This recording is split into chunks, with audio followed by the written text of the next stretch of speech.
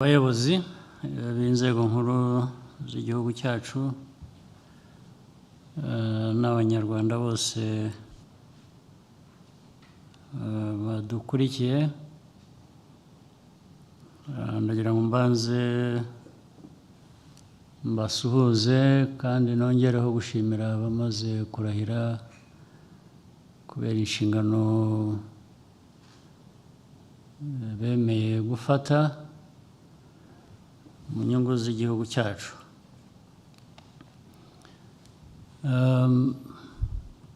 Biba kenshi rero ni ibisanzwe abanyarwanda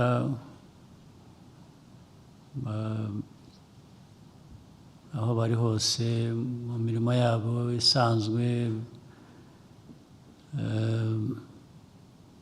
niyo bahamagariwe gukorera igihugu ku buryo nk'ubu ndetse birimo ubwitange,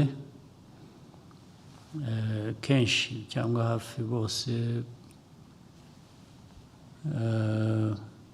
barabyitabira. Nagira ngo kuri iyo mpamvu mbashimire. Icyo nakongeraho ni ukwibutsa gusa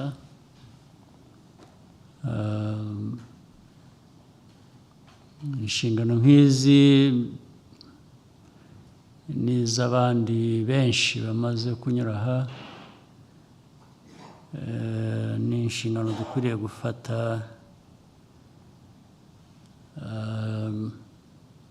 n'ubwitonzi n'ubushishozi, cyane cyane ko izo nshingano icyo zidusaba ni ugukorera abanyarwanda bose, nta n'umwe dusize inyuma, tukabakorera ku buryo bwose bushobotse, ubwo dushoboye, bijyanye n'amikoro igihugu gifite cyangwa andi gishobora gukomeza gushakisha hirya no hino. Kenshi ndagira ngo mbone n'umwanya wo guhanura. Kenshi abantu bararahira, bafata inshingano nk'izi bazemeye, bazikunze ndetse banazishoboye, ariko turabizi ko hari bigenda biboneka usanga warahiriye gukorera igihugu, gukorera abanyarwanda, gukora ibishoboka byose, ageraho akaba ari we wibanza muri izo nshingano, agakora ibimureba kurusha ibireba igihugu nk'uko biba byarahiriwe. Uwo ni umuco tugenda turandura iyi myaka yose, ni umuco wari warabaye karande ku politiki twagiye turandura muri iyi myaka nka 30 ishize. Ntabwo byaba ubu rero bishobora kwihanganirwa gusubirwamo ku bakozi bafite inshingano ziba ziremereye nk'izi, ziba zireba igihugu cyose. Ariko iteka abantu n'abantu,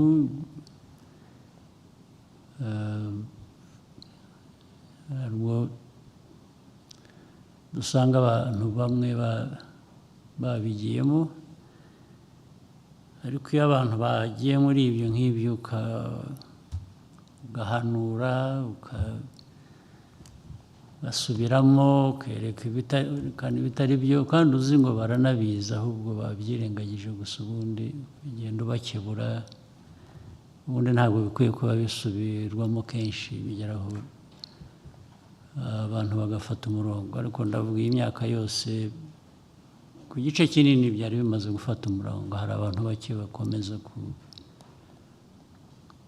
kutabyuzuza, ariko icyangombwa ni uko twese dufatanije n'inzego zose dukwiye gukomeza kubagorora no kubagarura mu nzira. Icyo gihe iyo umuntu wamuhaye amahirwe nk'ayo, iyo yabonye ikibazo cy'ubuntu, kuba umuntu noneho bigeraho bikaba guhitamo ibitari byo, kandi ibiri byo bihari bizwi. Ndibwira rero ko mwebwe abaminisitiri cyangwa abandi bashinzwe izindi nzego mu buryo butandukanye maze kuturahira imbere, ndagira ngo mbibabwiye mwebwe ubwanyu hano, binabanyuzemo bikagera no ku bandi bose,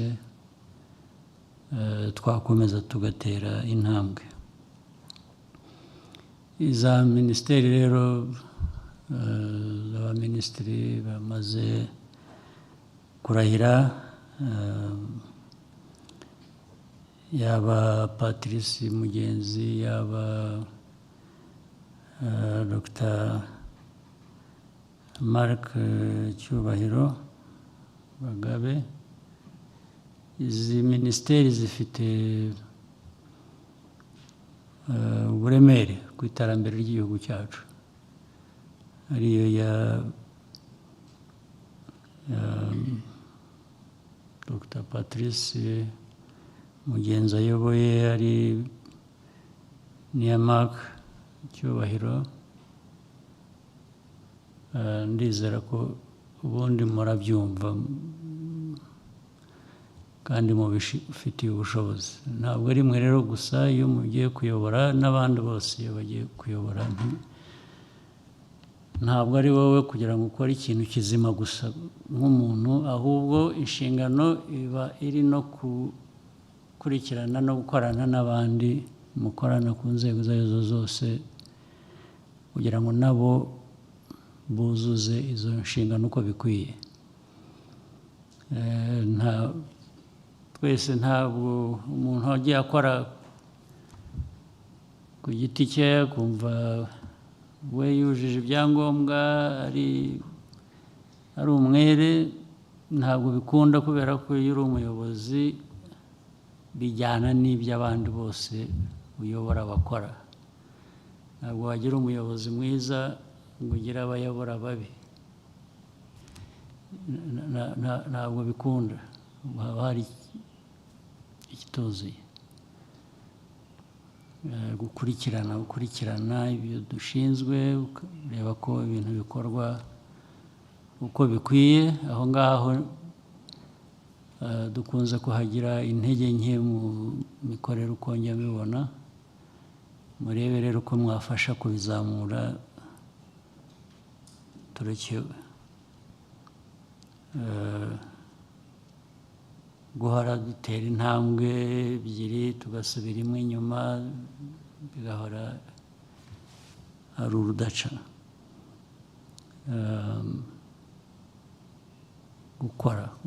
Gukurikirana,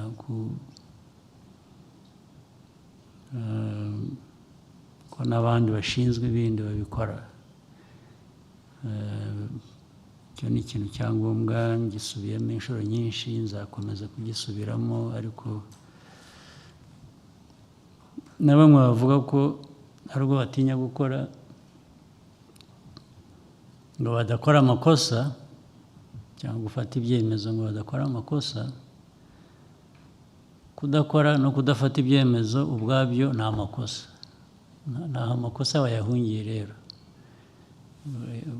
Naba no kugerageza ushaka gukora, wenda ugakora amakosa, ibyo biba byumvikana ko umuntu yakoze amakosa nk'umuntu, ariko yakurikiranaga, yakoraga iki. Ariko kwicaraho cyangwa ufata ibyemezo ntukore kubera ko udashaka gukora ikosa, ahubwo kabaye ubwo warikoze kandi riremereye, iyo kutagira icyo ukora bijyanye n'inshingano.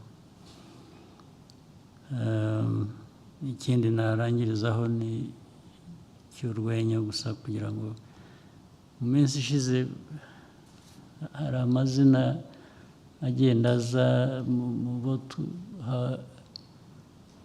izi nshingano, abantu bakibwira ko nimureba mu mazina murasanga harimo risa n'iryanjye. Abantu bazi ko nshyira ku kazi barumuna banjye cyangwa bakuru banjye cyangwa ariko ntabwo ari byo. Abanyarwanda bita amazina yacu arasa ku mpamvu zitandukanye, ndetse hari nanjye ubwanjye ngira ngo niswe izina ryanjye bikurikije umuntu wari uzwi cyangwa wari ubanye n'abanyitse izina.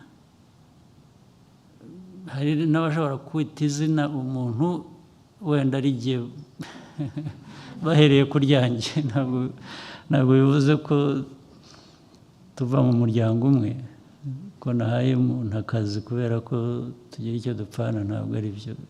Kugira ngo mpanagure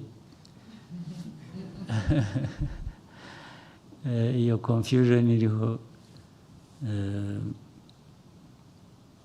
naho ibindi birazwi, ngira ngo dukomeze tugerageze gukora uko bishobotse, guteza igihugu cyacu imbere, kandi dukorane, inzego zigomba gukorana, abantu bagomba gukorana,